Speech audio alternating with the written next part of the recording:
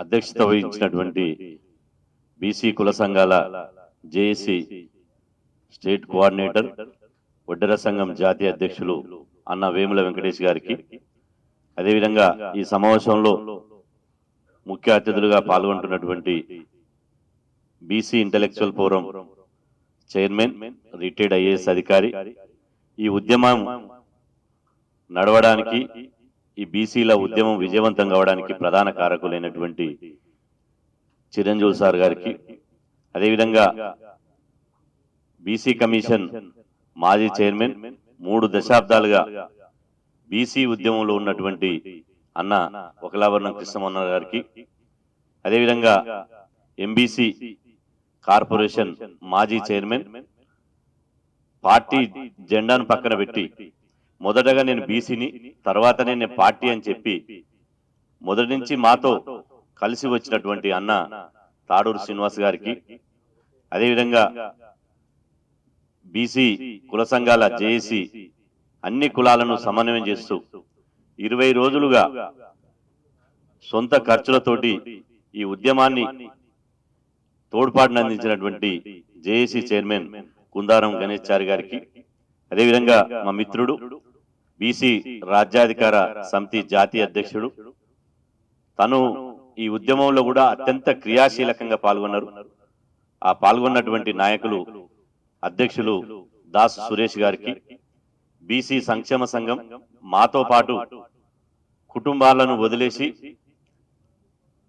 రాత్రింబవలు ఈ ఉద్యమంలో ఉన్నటువంటి బీసీ సంక్షేమ సంఘం రాష్ట్ర కార్యనిర్వాహక అధ్యక్షులు కుల్కచర్ల శ్రీనివాస్ ముదిరాజ్ గారికి, అదేవిధంగా బీసీ యువజన సంఘం జాతీయ అధ్యక్షులు కనకల శ్యామ్ కుర్మ గారికి, అదేవిధంగా మా మిత్రుడు బీసీ ఇంటలెక్చువల్ ఫోరంలో చాలా విద్యార్థి ఉద్యమంలో ఎస్ఎఫ్ఐలో పనిచేసి మా ప్రాంతం నుంచే ఎదిగి వచ్చినటువంటి నాయకుడు మిత్రుడు అవ్వారు వేణు గారికి, బీసీ జన సైన్యం రాష్ట్ర అధ్యక్షులు సింగం నగేష్ గారికి, అదేవిధంగా బీసీ ఇంటలెక్చువల్ ఫోరం ఈ మధ్యన సోషల్ మీడియాలో యువతరాన్ని ఆలోచింపజేసే విధంగా పూర్తి కాలం బీసీ ఉద్యమానికే అంకితమైనటువంటి మా మిత్రుడు యూనివర్సిటీ విద్యార్థి నాయకుడు చెన్న శ్రీకాంత్ నేత గారికి, అదేవిధంగా బీసీ యువజన సంఘం రాష్ట్ర కార్యనిర్వాహక అధ్యక్షులు ఈడిగ శ్రీనివాస్ గౌడ్ గారికి, ఎస్సీ ఎస్టీ బీసీ విద్యార్థి సంఘం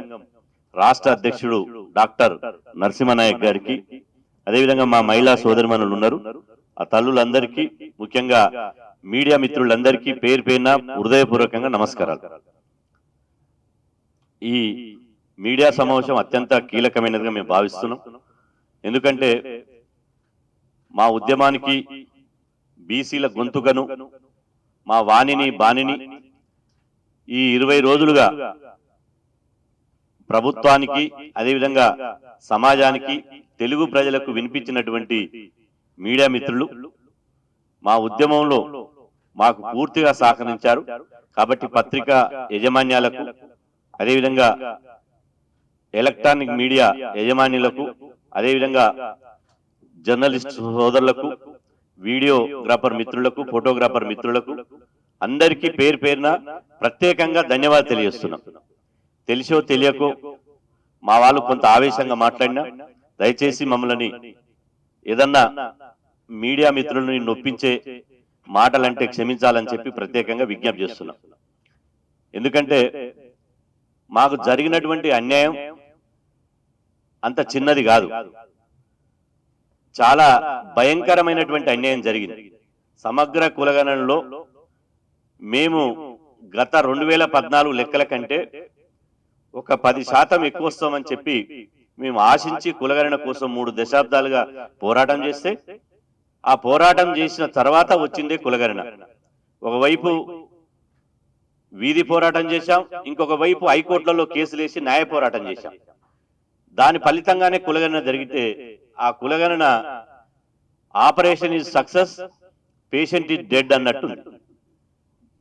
అట్లా రావడంతో మాకు దిక్కుతోచని పరిస్థితిలో ఉన్న సందర్భంలో మాకు ఎప్పటికప్పుడు ఈ కులగణన లెక్కల మీద మాకు వివరంగా సమగ్రంగా వివరించి మమ్మల్ని కరెక్ట్ లైన్లో గైడ్ చేసినటువంటి చిరంజీవి సారు ప్రత్యేకంగా బీసీ సమాజం నుంచి వారికి ప్రత్యేకంగా ధన్యవాదాలు తెలియజేస్తున్నాం. ఈరోజు ప్రభుత్వం నిన్న గౌరవ ముఖ్యమంత్రి రేవంత్ రెడ్డి గారు హైదరాబాదులో గౌరవ ఉప ముఖ్యమంత్రి, గౌరవ మంత్రులు, అదేవిధంగా ఉన్నత అధికారులతో సమావేశం పెట్టి దాదాపు 6 గంటలుగా మేము చేసినటువంటి డిమాండ్ల మీద, బీసీలలో వస్తున్నటువంటి ఆకాంక్షల మీద వారు సుదీర్ఘంగా సమావేశం ఏర్పాటు చేసి ఆ సమావేశంలో మేము పెట్టినటువంటి డిమాండ్ల మీద చర్చించి సానుకూలంగా నిర్ణయం తీసుకున్నందుకు తెలంగాణ రాష్ట్రంలో ఉన్నటువంటి 2 కోట్ల మంది బీసీల పక్షాన రాష్ట్ర ప్రభుత్వానికి, ముఖ్యమంత్రి రేవంత్ రెడ్డి గారికి, బీసీ మంత్రి పొన్నం ప్రభాకర్ గారికి, ఉప ముఖ్యమంత్రి మల్లు భట్టు విక్రమార్క గారికి, అదేవిధంగా ఆ మీటింగ్ లో పాల్గొన్న మంత్రులందరికీ ప్రత్యేకంగా హృదయపూర్వకంగా వారికి ధన్యవాదాలు తెలియజేస్తున్నాం. మాకు అన్యాయం జరిగినప్పుడు సింహాల్లాగా గర్జిస్తాం. మాకు ఎక్కడ అన్యాయం జరిగితే అక్కడ ఖచ్చితంగా మా వాటా కోసం రాజీ లేకుండా పోరాటం చేస్తాం. కానీ మా గురించి ఆలోచించి మేలు చేసినప్పుడు ఆ కృతజ్ఞత భావం బీసీలలో మా తరతరాల నుంచి వచ్చింది. ఎవరైనా మాకు మేలు చేస్తే మర్చిపోం. వాళ్ళు అగ్రకులాలు కావచ్చు, బీసీలు కావచ్చు, మా కులాలతో సంబంధం లేదు. కానీ బీసీలకు మేలు చేసేటువంటి నిర్ణయాలు తీసుకుంటే ఆ మేలు చేసిన వాళ్ళని గుండెల్లో పెట్టుకుంటాం. కాబట్టి ప్రభుత్వం కులగణనలో తప్పులు దొరికినాయి, కులగణనలో అందరికీ పాల్గొనే అవకాశం రాలేదు. కాబట్టి ఈ కులగణన మీద మరొక అవకాశం ఇవ్వాలి, అదేవిధంగా ఈ రిపోర్టు సరిచేయాలని చెప్పి రీసర్వే చేయాలి. ఆ తర్వాత మేము పెట్టినటువంటి ప్రధాన డిమాండ్ ఏదైతే ఉందో ఈ 42% కామారెడ్డి డిక్లరేషన్ 42% ఏదైతుందో దానికి ఇలా అసెంబ్లీలో మార్చి మొదటి వారంలో మంత్రివర్గ సమావేశం ఏర్పాటు చేసి మొదటగా కేబినెట్ లో తీర్మానం చేస్తాం. ఆ తర్వాత అసెంబ్లీలో చట్టం చేస్తాం. చట్టం చేయడమే కాదు, ఢిల్లీకి పోయి గౌరవ ప్రధాని నరేంద్ర మోదీ గారికి కలిసి ఈ 42% రిజర్వేషన్ కల్పించాలని చెప్పి విజ్ఞప్తి చేస్తాం. అదే సమయంలో జాతీయ స్థాయిలో అన్ని పార్టీలను ముఖ్యమంత్రి గారి నేతృత్వంలో కలుస్తామని చెప్పి నిన్న వాళ్ళు స్పష్టంగా చెప్పడం జరిగింది. అదే కాకుండా ఇప్పుడు రాజకీయ రిజర్వేషన్ల కోసం కొట్లాట జరిగింది. ఇదే సందర్భంలో మేము పెట్టినటువంటి మరో డిమాండ్ ఏంటంటే ఓన్లీ స్థానిక సంస్థల్లో రిజర్వేషన్లే కాదు, బీసీలకు విద్యా ఉద్యోగాల్లో కూడా 42% రిజర్వేషన్లు, ఈ ఏదైతే రాజకీయ రిజర్వేషన్ ఉందో దానితో పాటు ఈ రిజర్వేషన్లు కూడా పెంచాలి, దాని మీద అసెంబ్లీలో చట్టం చేయాలని చెప్పి మేము డిమాండ్ చేస్తే దానికి కూడా ఈ అసెంబ్లీలో చేసేటువంటి చట్టంలో మేము విద్యా ఉద్యోగ రాజకీయ రంగంలో 42% రిజర్వేషన్లు కోసం చట్టం చేస్తామని చెప్పి ప్రభుత్వం ప్రకటించడాన్ని మేము స్వాగతిస్తున్నాం. ఆ రోజు ఇదే హైదరాబాద్ లో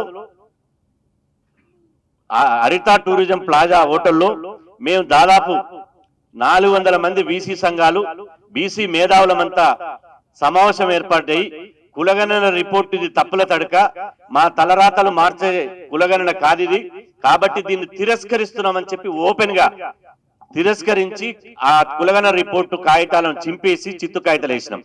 ఆ రోజు తిరస్కరించిన ఇప్పుడు ఈ రోజు ప్రభుత్వ నిర్ణయాన్ని ఆహ్వానిస్తున్నాం, స్వాగతిస్తున్నాం. ఎందుకంటే మా డిమాండ్లు నెరవేర్చేది ప్రతిపక్షాలు కాదు. కొంత అనుమానం రావచ్చు, రాష్ట్ర ప్రజలు బీసీ సమాజం కూడా ఆలోచన చేయాలి. ప్రభుత్వం ఏదైతే ఉందో అది ఏ పార్టీ ప్రభుత్వమైనా మాకు సంబంధం లేదు. ప్రభుత్వాలే మనం చేసేటువంటి డిమాండ్లు పరిష్కరిస్తాయి. కాబట్టి ఆ ప్రభుత్వాలను ప్రజాస్వామ్యయుతంగా మేము పోరాటం చేస్తాం. ఆ పోరాటం చేసే క్రమంలో వాళ్ళు నిజంగా కాంగ్రెస్ ప్రభుత్వం మేము చేసినటువంటి పోరాటంలో ఇలా చాలా సానుకూలంగా స్పందించింది. మొదటగా 9వ తేదీ నాడు సచివాలయంలో దాదాపు 12 మంది బీసీ నేతలను, మేధావులను అదేవిధంగా సచివాలయంలో ఆహ్వానించి, రాష్ట్ర సచివాలయంలోనే ఆహ్వానించి 4 గంటల సేపు సుదీర్ఘంగా చర్చించింది. ఆ 4 గంటల్లో మేము ఇవన్నీ బీసీల జరిగినటువంటి అన్యాయాన్ని పూసగుచ్చినట్టు చెప్పినాం. వాళ్ళు నోట్ చేసుకుని మేము త్వరలోనే ముఖ్యమంత్రి గారితో మాట్లాడి వీటి మీద సానుకూలంగా నిర్ణయం తీసుకుంటాం, ఇది కొన్ని తప్పులు దొరికిన మాట వాస్తవం అని చెప్పారు. ఆ 3 రోజుల్లోనే మాతో సమావేశమైనటువంటి 3 రోజుల్లోనే వారు గౌరవ ముఖ్యమంత్రి తోటి సమావేశమై ఇలా ఈ 1 మళ్ళీ కులగణనలో ఇప్పటి వరకు పాల్గొన్నటువంటి వాళ్లకు ఒకటి ఆన్లైన్ ద్వారా, 2 టోల్ ఫ్రీ నెంబర్ ద్వారా, 3 ఎండిఓ ఆఫీసు గాని ఎంఆర్ఓ ఆఫీసులు గాని కులగణన ఫారాలు అందుబాటులో ఉంచి ఆ కులగణనలో పాల్గొనేటట్టు మేము ఈ 3 మార్గాల ద్వారా చేస్తామని చెప్పడం జరిగింది. ఇది ఆహ్వానిస్తున్నాం, స్వాగతించవలసిన పరిణామం. చిరంజీవి సార్ చెప్పినట్టు దయచేసి ఇందులో ప్రభుత్వం చేసినటువంటి ఈ నిర్ణయాలు కులగణనలో పాల్గొనేటువంటి వాళ్లకు అవకాశం ఇస్తాం అని చెప్పారు. ఎప్పుడు 16వ తేదీ నుంచి 28వ తేదీ వరకు. మేము ప్రభుత్వానికి ఒక విజ్ఞప్తి చేస్తున్నాం ఏంటంటే 16 నుంచి 28 కంటే 12 రోజుల పాటు తక్కువ సమయం కాబట్టి కనీసం ఒక పక్షం రోజులు 15 రోజులు అవకాశం ఇవ్వాలని చెప్పి మేము విజ్ఞప్తి చేస్తున్నాం. ఎందుకంటే ఇది ఎగ్జామ్స్ ఉన్నాయి, పిల్లలకి ఎగ్జామ్స్ ఉన్నాయి, ఆ తర్వాత చాలా మంది ఎక్కడెక్కడో ఉంటారు కాబట్టి ఒక 15 రోజులు అవకాశం ఇస్తే బాగుంటది. 15 రోజులు ఇవ్వాలి. ఆ తర్వాత మేము సూచనలు ఇవి. రెండో సూచన, ఫస్ట్ సూచన ఏంటంటే 16 నుంచి 28 అన్నారు, దాన్ని 16 నుంచి 31 తారీఖు, అంటే ఇది ఫిబ్రవరి కాబట్టి ఫిబ్రవరి నెల 28 ఉంటుంది కాబట్టి ఈ 2వ తారీఖు వరకు, మార్చి 2వ తారీఖు వరకు అవకాశం ఇవ్వాలని చెప్పి మేము సూచన చేస్తున్నాం. రెండో సూచన ఏంటంటే కులగణన ఎక్కడైతే పర్సెంటేజ్ తక్కువ వచ్చిందో, గ్రామీణ ప్రాంతాల్లో 90% వచ్చింది, పట్టణ ప్రాంతాల్లో జిల్లా కేంద్రాల్లో మున్సిపాలిటీ కేంద్రాల్లో 60% వచ్చింది, అదేవిధంగా హైదరాబాద్ లాంటి మహానగరంలో 40 నుంచి 50% వచ్చింది. అంటే అతి తక్కువగా ఎక్కడైతే కులగణనలో అతి తక్కువ శాతము పాల్గొన్నారో అందులో స్లమ్లు ఉన్నాయి, సంచార జాతులు ఉంటారు, అదే విధంగా చదువురానటువంటి పేద ప్రజలు ఉంటారు కాబట్టి వాళ్ళు ఎంఆర్ఓ ఆఫీస్కి వచ్చో ఆన్లైన్లో అప్లై చేసుకునేటువంటి అవకాశం వాళ్లకు ఉండదు. కాబట్టి దయచేసి మేము ప్రభుత్వానికి సూచించేది ఏంటంటే అతి తక్కువగా వచ్చినటువంటి కులగణన సర్వే ఏదైతుందో అక్కడ మళ్ళీ ప్రభుత్వ ఉద్యోగుల ద్వారా మాన్యువల్ గా ఇంటింటికి తిరిగి సర్వే చేసి ఒకసారి మళ్ళా చెక్అౌట్ చేసి అందరూ పాల్గొనేటట్టు చేయాలి అని చెప్పి ఈ సందర్భంగా సూచిస్తున్నాం. సార్ చెప్పాడు సంచార జాతులని, మళ్ళీ ఆ సూచన మేము చెప్పదలుచుకోలే. అదే విధంగా మేము ప్రభుత్వానికి మొన్న 9వ తారీఖు పొన్నం ప్రభాకర్ గారు సమక్షంలో డిమాండ్ చేశాం, ఇప్పుడు సూచన చేస్తున్నాం. కులగణన ఫారాలు ఏదైతే సర్వే చేసిన తర్వాత కంప్యూటరైజ్ చేసినటువంటి సందర్భం లోపల కొన్ని తప్పులు దొరికినాయి. బీసీ అన్న కాడ ఓసీ కొట్టిరు, ఎస్సీ అన్న కాడ బీసీ కొట్టిరు, బీసీ అన్న కాడ ఎస్టీ కొట్టిరు, ఎస్టీ అన్న కాడ మైనార్టీ కొట్టిరు. కాబట్టి ఏదైతే మీరు కులగణన చేసినటువంటి మొత్తం ఫారాలు ఉన్నాయో దాన్ని రీవెరిఫికేషన్ చేయాలి, పునఃసమీక్ష చేయాలి. రీవెరిఫికేషన్ చేస్తేనే అగ్రకులాల జనాభా పెరగడం, బీసీల జనాభా తగ్గడం అది ఒక ప్రధాన కారణంగా మేము భావిస్తున్నాం. కాబట్టి ఆ రీవెరిఫికేషన్ చేస్తేనే దాంట్లో కొంత మళ్ళా బీసీల జనాభా పెరిగే అవకాశం ఉంటది. కాబట్టి ఆ రీవెరిఫికేషన్ చేయాలని చెప్పి మేము ప్రభుత్వానికి విజ్ఞప్తి చేస్తున్నాం. ఇప్పుడైనా ఈ కులగణన మళ్ళా 2వసారి అవకాశం ఇస్తారు కదా, ఇప్పుడైనా దయచేసి ప్రభుత్వం పెద్ద ఎత్తున విస్తృత ప్రచారం చేయాలి. విస్తృత ప్రచారం చేయాలంటే టీవీలలో, పేపర్లలో, అదే విధంగా మొత్తం సోషల్ మీడియాలో, సినిమా టాకీసుల్లో, అదే విధంగా హోర్డింగ్లలో కులగణన మీద విస్తృతంగా ప్రచారం చేయాలి. ఎందుకంటే దీనికి 150 కోట్ల బడ్జెట్ కేటాయించారు. 150 కోట్లలో నాకు తెలిసి కులగణన మొత్తం చేసిన 50 కోట్లు ఖర్చు కాలే. 50 కోట్లు ఖర్చు కాకపోయినా ఒక 70 కోట్లు కూడా ఖర్చు కాలే. కాబట్టి ఈ కులగణన సంబంధించినటువంటి డబ్బు ఇంకా ఉంది కాబట్టి విస్తృతమైనటువంటి ప్రచారం చేసి మీడియాలో దయచేసి అడ్వర్టైజ్మెంట్లు ఇతర అంశాలు ఇచ్చినట్టు ఇవ్వాలని చెప్పి ఈ సందర్భంగా విజ్ఞప్తి చేస్తున్నాం. అదే విధంగా చిరంజీవి సార్ చెప్పినట్టు రాజకీయ నాయకులు ఇప్పటికీ కేసీఆర్ గారు కులగణనలో పాల్గొనలే, కిషన్ రెడ్డి గారు కులగణనలో పాల్గొనలే, బండి సంజయ్ గారు కులగణనలో పాల్గొనలే, కేటీఆర్ గారు కులగణనలో పాల్గొనలే, చాలా మంది ఎమ్మెల్యేలు పాల్గొనలే, మంత్రులు కూడా పాల్గొనలే. దయచేసి 2వసారి మీరు బీసీలను బలిపీఠం ఎక్కియొద్దు. దయచేసి రాజకీయ పార్టీలను మేము విజ్ఞప్తి చేస్తున్నాం. ఇది మా బీసీల గొంతుక, మా వ్యక్తిగత స్వార్థం లేదు. ఇలా మేము వ్యక్తులం కాదు, ఇక్కడ మా 2 కోట్ల మంది బీసీల ప్రతినిధులుగా మేము మాట్లాడుతున్నాం.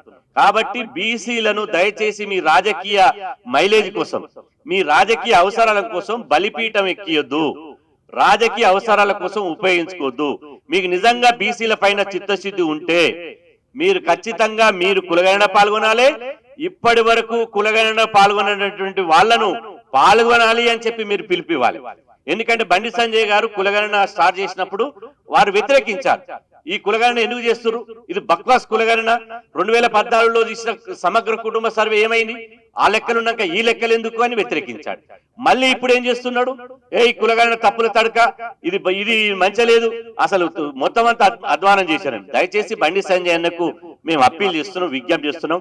అన్న రేపు భవిష్యత్తులో బీసీ సీఎం అవకాశం వస్తే మీరు ఒక సీఎం అవుతారు, ఓ ఈటలన్న సీఎం అవుతాడు బీజేపీలో, ఒక డాక్టర్ లక్ష్మణ్ అన్న సీఎం అవుతాడు. మేము చేసేది బీసీలు బలపడితే, బీసీ ఉద్యమం బలపడితే, బీసీలు చైతన్యమైతే మీకే లాభం అనేది దయచేసి గమనించండి. అప్పీల్ చేస్తున్నాం, వ్యతిరేకిస్తలేం. రేపు కూడా వీళ్ళు ఏదైతే ఈ ముగ్గురు బీసీ నాయకులు ఉన్నారో రాష్ట్ర అసెంబ్లీలో తీర్మానం చేసి చట్టం చేసిన తర్వాత మళ్ళీ మీరే ఒక పెద్దన్న పాత్ర పోషించి బీసీల తరపున ఉండి పార్లమెంట్ లో చట్టం తీసుకొస్తే రేపు బ్రహ్మాండమైనటువంటి బీసీలు మీకు నిరాజనం పడతారు. కాబట్టి దయచేసి పాజిటివ్ గా మాట్లాడాలి, పాజిటివ్ గా తీసుకోవాలని చెప్పి నేను విజ్ఞప్తి చేస్తున్నా. ఆ సందర్భం లోపల ఈ పార్టీలు అన్ని ఈ కులగణనకు సంబంధించిన విషయాలన్నీ ఎవరు కూడా రాజకీయంగా మాట్లాడకుండా దయచేసి ఏదైనా ఉంటే మాకు మాట్లాడతాం, మాకు నోరు ఉంది, ఏది మంచో ఏది చెడో తెలుసు. కాబట్టి మేము చివరిగా చెప్పేది ఏంటంటే, ఇప్పటికే కాలాతం అయింది, అందరు మాట్లాడారు, కానీ ఇందులో మేము ఇప్పటికే నిరసన కార్యక్రమాలు తీసుకున్నాం. మార్చి 9న ఇలా లక్షలాది మందితోటి చెలో హైదరాబాద్ పిలుపు తీసుకున్నాం. ఈ మార్చి 9న జరిగేటువంటి ఈ చెలో హైదరాబాద్ ని తాత్కాలికంగా ఉపసంహరించుకుంటున్నాం, వాయిదా వేస్తున్నాం. మళ్ళీ చేస్తాం, ఎందుకంటే ఎందుకంటే ప్రభుత్వం గౌరవ ముఖ్యమంత్రి గారు స్వయంగా చెప్పిన తర్వాత మళ్ళీ మేము చెలో హైదరాబాద్ పిలిపించి ప్రజల్ని గందరగోళపరచదలుచుకోలే. కాబట్టి ఖచ్చితంగా ఇది తాత్కాలికంగా మాత్రమే వాయిదా ఇస్తున్నాం. అదేవిధంగా ప్రజల్ని ఎక్కడికక్కడ పూలే అంబేద్కర్ విగ్రహాల ముందు, అదేవిధంగా జిల్లా కేంద్రాల్లో నిరాహార దీక్షలు, అదేవిధంగా ఎక్కడికక్కడ ఏ రూపంలో పడితే ఆ రూపంలో నిరసన కార్యక్రమాలు చేయమని చెప్పాం. కాబట్టి దయచేసి ఓపిక పట్టండి.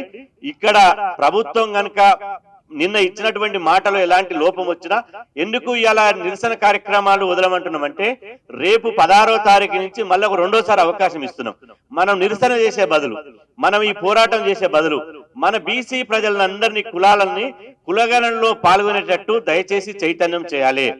ఏ కులానికి ఆ కులం, 136 కులాలు ఉన్నాయి బీసీలు, ఏ కులానికి ఆ కులం కుల సంఘాల అధ్యక్షుడు బాధ్యత తీసుకుని ఇవాళ ఒక వార్డు కానించి మొదలుకుంటే హైదరాబాదు మహానగరం వరకు ప్రతి ఒక్క కుల సంఘం పాల్గొనేలా చూడాలి. నేను గతంలో కూడా చెప్పిన, మనం కులాల సర్వే జరిగేటప్పుడు పాల్గొనకుండా మళ్ళా కుల సర్వే అయిపోయిన తర్వాత మేము ఇన్ని లక్షలు ఉన్నామని జబ్బలు ధరిసి రొమ్ములు గుద్దుకుంటే లాభం లేదు. ఇప్పుడు ఉన్నటువంటి కులగణనలో మనం నిజాయితీగా మనం సర్వేలో పాల్గొంటే అప్పుడు మన జనాభా తెలుస్తుంది. దయచేసి ఈ కులగణనలో పాల్గొనడానికే ఈ యొక్క నిరసన కార్యక్రమాలు చెలో హైదరాబాద్ అన్ని పక్కన పడేసి ఇవాళ ఈ సర్వేలో 16వ తారీఖు నుంచి ఒక యుద్ధం లెక్క, ఒక మూమెంట్ లెక్క మనం ఒక ఉద్యమ స్ఫూర్తితోటి ఆ కులగణనలో పాల్గొనాలని చెప్పి ఈ సందర్భంగా విజ్ఞప్తి చేస్తూ, ఇప్పటి వరకు ఈ ఉద్యమానికి సహకరించినటువంటి ఇలా ఉద్యమంలో ఇక రానటువంటి వాళ్ళు కూడా ఉద్యమంలో ఆర్ కృష్ణయ్య గారు, అదేవిధంగా తీర్మాన్ మల్లన్న గారు, అదేవిధంగా ప్రొఫెసర్ మురళీ మనోహర్ గారు, అదేవిధంగా జస్టిస్ ఈశ్వరయ్య గారు, అదేవిధంగా బీసీలలో ఎంతో మంది ఎవరికి వాళ్ళుగా ఈ ఉద్యమంలో పాల్గొన్నారు. కాబట్టి అందరికీ ప్రత్యేకంగా ధన్యవాదాలు తెలియజేస్తున్నాం. దయచేసి ఇదే స్ఫూర్తితోటి భవిష్యత్తులో బీసీలు ఇది తాత్కాలికంగా మాత్రమే ఈ ఉద్యమాన్ని కొద్దిగా హోల్డ్ పెడుతున్నాం, అభయన్స్లో పెడుతున్నాం. కాబట్టి మళ్ళీ భవిష్యత్తులో చిరంజీవి సార్ నేతృత్వంలో ఖచ్చితంగా ఈ ఉద్యమాన్ని మళ్ళొకసారి మేము ముందుకు తీసుకుపోతామని చెప్పి ఈ సందర్భంగా తెలియజేస్తూ, మరొకసారి మీ విలువైన సమయాన్ని కేటాయించినటువంటి మీడియా మిత్రులకు ప్రత్యేకంగా ధన్యవాదాలు తెలియజేస్తూ